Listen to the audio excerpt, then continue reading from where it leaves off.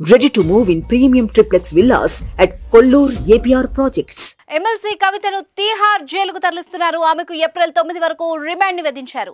Liquor scam లో విచారణ ఎదుర్కొంటున్న కవిత 10 రోజుల కస్టడీ మంగళవారంతో ముగియడంతో ఈడీ అధికారులు ఢిల్లీలోని రౌజ్ అవెన్యూ కోర్టులో కవితను హాజరుపరిచారు. కవితను 14 రోజుల జ్యుడిషియల్ రిమాండ్ కి ఇవ్వాలని కోర్టుకు ఈడీ అధికారులు కోరడంతో ఏప్రిల్ 9 వరకు కవితకు రిమాండ్ విధించారు. వెంటనే మధ్యంతర బెయిల్ ఇచ్చేందుకు కోర్టు నిరాకరించింది.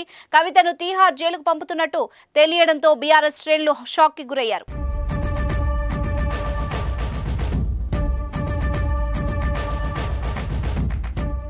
ఢిల్లీ లిక్కర్ స్కామ్ కేసులో బీఆర్ఎస్ ఎమ్మెల్సీ కవితకు షాక్ తగిలింది. ఇవాళ 10 రోజుల కస్టడీ ముగియడంతో అధికారులు ఆమెను రౌజ్ అవెన్యూ కోర్టులో హాజరుపరిచారు. ఇరువైపుల వాదనలు విన్న న్యాయస్థానం ఆమెకు జ్యుడిషియల్ కస్టడీ విధించింది. ఏప్రిల్ 9 వరకు న్యాయస్థానం జ్యుడిషియల్ రిమాండ్ విధించింది. దీంతో కవితను తీహార్ జైలుకు తరలించనున్నారు. ఈ మేరకు కవితను జైలుకు పంపించేందుకు అధికారులు ఏర్పాట్లు చేస్తున్నారు. మంగళవారం కోర్టుకు వెళ్తున్న సందర్భంలో ఎమ్మెల్సీ కవిత కీలక వ్యాఖ్యలు చేశారు.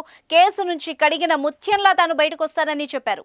తను తాత్కాలికంగా జైలుకు పంపొచ్చు, కానీ తమ ఆత్మస్థైర్యాన్ని ఎవరూ దెబ్బతీయలేరని చెప్పారు. ఈ కేసులో నిందితుడిగా ఉన్న ఒక వ్యక్తి ఇప్పటికే బీజేపీలో చేరాడని, మరొక నిందితుడు బీజేపీ టికెట్ ఆశిస్తున్నాడని అన్నారు. మూడవ నిందితుడు ఎలక్ట్రల్ బాండ్ల రూపంలో 50 కోట్లు బీజేపీకి ఇచ్చాడని ఆరోపించారు. ఇది పూర్తిగా ఫ్యాబ్రికేటెడ్ కేసని, ఫాల్స్ కేసని కోర్టులోకి వెళ్తూ కవిత అన్నారు. తాత్కాలికంగా జైలుకు పంపొచ్చు, కానీ ఆత్మస్థైర్యాన్ని దెబ్బతీయలేరని చెప్పారు. త్వరలోనే బయటకు వస్తారని కవిత ఆశాభావం వ్యక్తం చేశారు.